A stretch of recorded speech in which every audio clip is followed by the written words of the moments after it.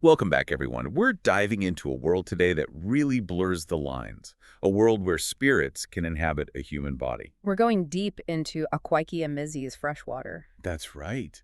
And just to make it even more interesting, the story's told from the perspective of, well, we. We, being a collective of spirits, all living inside the main character, Ada. You've got that right. Yeah. It makes you wonder, how can anyone even figure out who they are with all that going on inside? It's one of the big things we're going to unpack. Identity, mental health, and how Igbo spirituality mixes with Christianity. Emezi doesn't hold back, that's for sure. But before we get too far, we really need to go back to the beginning, Ada's birth. And trust me, it's not your typical arrival into the world. Definitely not typical. In the novel, they talk about the gates between the spirit world and the human world being left open. What does that even mean? Okay, so imagine a world where spirits can just slip into human bodies. The novel says Ada's father, Saul, wanted a daughter so badly that he prayed and prayed. And without knowing it, he basically invited these spirits, called Akbanji, right in. So, like, he left the door wide open. And these Akbanji, they're not exactly friendly spirits, right? Not exactly. See, in the Igbo belief system, Akbanje are these tricksters always stirring up trouble in the human world. They're bound to be reborn over and over. It's a cycle of birth, death, and then back again. Whoa! But something keeps them anchored here, right? Something called the Iuwa. Exactly. Think of it as this hidden object, a physical link that chains the Akbanji to our world. It makes sure they come back after they die. But get this, Ada's Akbanje. They hide the Iuwa inside her own body. So it's part of her, woven right into her being. Makes you think about what we all carry inside, the unseen things that shape who we are. Right. And from the very start, Ada's mom, Sapachi, she senses something's just different. That mother's intuition, you know? She tries to protect Ada using traditional ways, but those spirits are already in deep. Imagine being a parent and knowing, feeling deep down, that something's profoundly off about your child. And the novel doesn't just tell us about this spirit world, it shows us. We see it in Ada's childhood, these early signs of the spirits. Oh, yeah. It's not just some abstract idea. Ada's acting out, violent outbursts, screaming fits. She even has this weird way of influencing people. Like we're peeking behind the curtain of what people consider normal. And as Ada grows up, she starts to become aware of these spirits. She even gives them names, Smoke and Shadow. Why is naming them so important? Names hold power, right? When you give something a name, you make it real. Oh. By naming these spirits, Ada's acknowledging them. They're not just there, they're part of her life now. So it's like she's giving a shape to the chaos inside. Mm-hmm.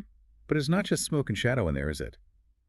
Emezi introduces these brother-sisters, other Okbanji beyond those gates we talked about. What are they all about? They're almost like this chorus, constantly reminding Ada where she came from. They're cruel, but they're also concerned. They want her to come back to the spirit world, but then they punish her for staying here. It's like this constant pull, this longing for something she can't quite reach. No wonder she feels so torn apart, like she's in two places at once. Exactly. And this fight going on inside her, it gets way more intense when this really dominant, destructive spirit comes in, Asagara. And Asagara takes control of Ada. This is where things get wild. Asagara is basically a force of nature. No regard for human emotions at all.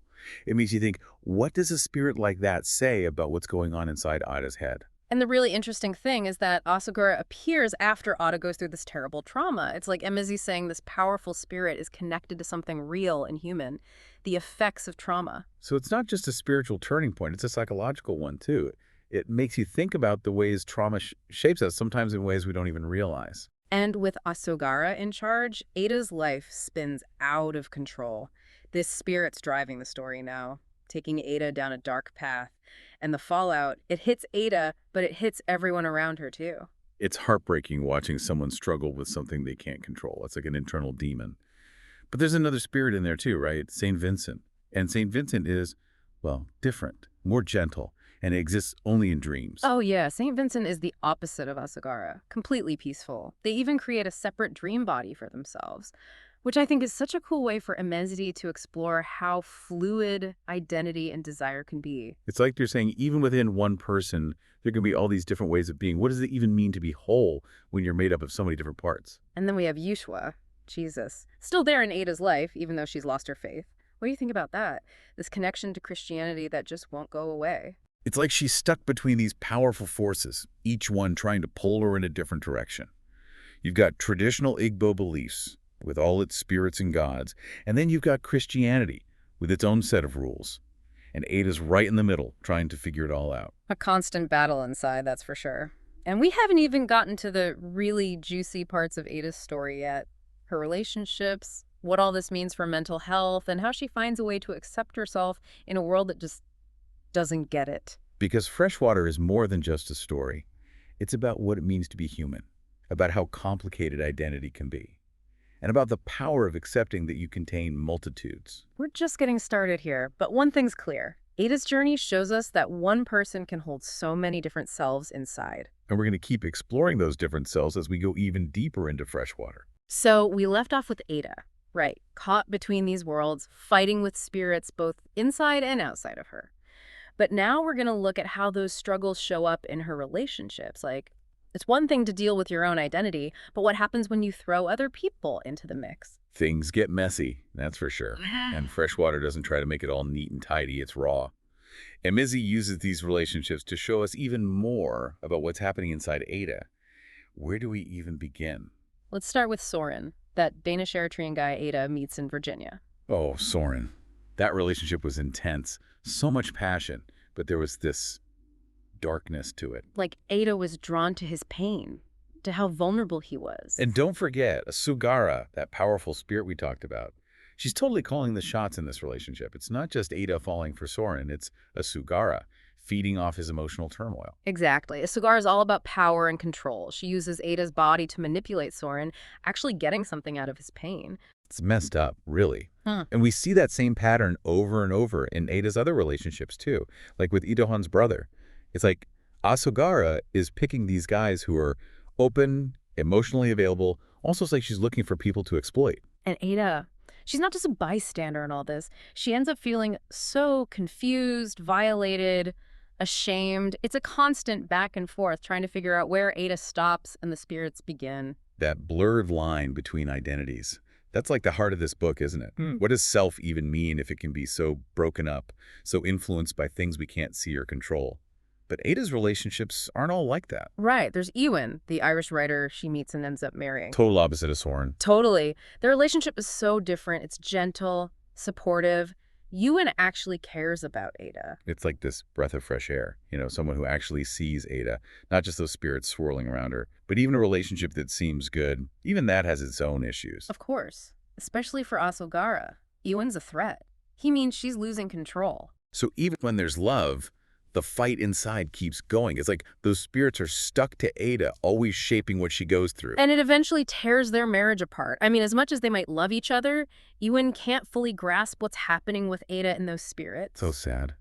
And it sends Ada spiraling again, leads to another suicide attempt. But this time, something changes inside her. This is where we start to see some hope, right? Ada realizes she needs help. She needs to connect with something outside of herself. So she goes back to Nigeria and meets Lucy. Remember him? The Yoruba priest. The one who can actually see those spirits. That's huge. Can you imagine finally meeting someone who doesn't think you're crazy, who understands that what you're experiencing is real, even if it's spiritual? Exactly. Lucy gets it. He doesn't judge her. He just offers understanding and guidance. And with Lucy, Ada starts to heal. She sees herself differently. And she starts to take back control of her body, of her own story. It's like she's stepping into her power, realizing she doesn't have to be controlled by these spirits. And that leads to a major decision. Ada gets gender confirmation surgery. It's this incredibly powerful moment, aligning her physical self with how she feels inside. But not everyone is cool with it. It's definitely not. Her mom, Sadechi, totally against it. And that creates this really interesting tension between traditional beliefs and modern views on gender identity. It's like this clash between generations. Emezi doesn't shy away from those complex cultural dynamics. They explore everything. Family expectations, what society says is right, and that individual right to express yourself however you want. And Ada doesn't stop there. She starts exploring her sexuality, dating women. It just adds another dimension to who she is. And what's cool is how Ada experiences intimacy differently in these relationships. She finds the sense of belonging, of acceptance that she hasn't felt before. It's not just about romance, it's about connecting with people who see all of her, even the complicated parts. The power of finding your people, right? the ones who get you, who celebrate everything that makes you you. And through these connections, Ada starts to find peace within herself. But of course, it's not a straight shot to happiness. That pull of the spirit world is still there. Ada still has doubts, fears. And this is where we come back to that image of the python, that call for Ada to find her tail. Yeah, that's such a powerful image. What do you think it means? Well, in Igbo cosmology, the python represents Allah, the earth goddess. So this whole search for her tail, it's not just about Ada's personal journey. It's about reclaiming her spiritual heritage, understanding how she's connected to something bigger than herself. It's like she's realizing that her story is part of this larger tapestry woven into ancient beliefs and traditions. And in that tapestry, she has to find her own place, her own way of belonging. Exactly. And it's through this whole process of exploring and accepting that Ada finally finds her place, a place where she can be both human and spirit, broken and whole, all at the same time. Okay, so we've talked about Ada's split identity, those intense relationships, and her search for where she belongs. But there's this whole other layer to Freshwater that we need to talk about, right? Mental health. How does this book make us rethink what we know about it? Emezi doesn't sugarcoat anything when it comes to mental illness. Ada's experiences are real, raw, sometimes even hard to read. But the important thing is how Emezi frames it all. It's not just through a Western medical lens, but also through Igbo cosmology and their spiritual beliefs. So we're not just talking about symptoms and diagnoses, right? Yeah, We're talking about a completely different way of seeing the world. exactly. Instead of just saying Ada's crazy or that it's just chemicals in her brain, Emezi makes us consider that maybe there's a spiritual reality happening at the same time as ours. Makes you wonder how often we get things wrong, misinterpreting things that seem abnormal to us. And all that misunderstanding just leads to more stigma, more isolation for people who are already struggling. One of the things that really stuck with me in Freshwater was this whole idea of spiritual warfare. Ada's constantly battling these forces inside her, all these different desires and motivations, pulling her in different directions. It's like this never-ending tug of war. The human world on one side, the spirit world on the other, and her own desires clashing with what the Akbanji inside her want. It's like a constant internal battle, right? And those brother-sisters, the other Akbanji that keeps showing up, they represent that pull, that yearning for something beyond this world. Whoa, yeah. It makes you realize that sometimes the hardest battles we fight are the ones within ourselves. And it really makes you think, how much control do we actually have when we're up against things we don't even understand? But Ada's journey, it's not all struggle and chaos, right? Yeah. There are these moments of peace, acceptance, connection, and in the end, she surrenders. She figures out that she can't win this fight against the spirits inside her. She has to learn to live with them, to make them part of who she is. And that acceptance, that surrender, it becomes a way for her to find her own strength. That's a powerful message. Sometimes to feel whole, we have to accept the very things that make us feel broken. And realizing that being yourself isn't about fitting in or following the rules. It's about acknowledging every part of you, even the messy, complicated parts. That's what makes you unique. So after all this, what's the takeaway? What can we learn from our deep dive into Freshwater? Well, I think Emezi gives us a lot to think about. They push us to expand how we see identity, to question what we think we know about mental health, and to open ourselves up to the possibility of a spiritual world that exists beyond what we can see. It reminds us that we always have more to learn, more to question, and more to explore. Sometimes those stories that challenge us the most, those are the ones that teach us the most about ourselves and the world. Freshwater is one of those stories that stays with you. It makes you think, it provokes you, and in the end, it inspires you to embrace the complexity of what it means to be human. And that's what's so great about taking a deep dive like this. It's about taking the time to explore, to find those hidden meanings, and to come out of it with a new understanding of life's crazy, intricate tapestry. Keep diving, keep asking questions, and keep those minds open. You never know what amazing things you'll find.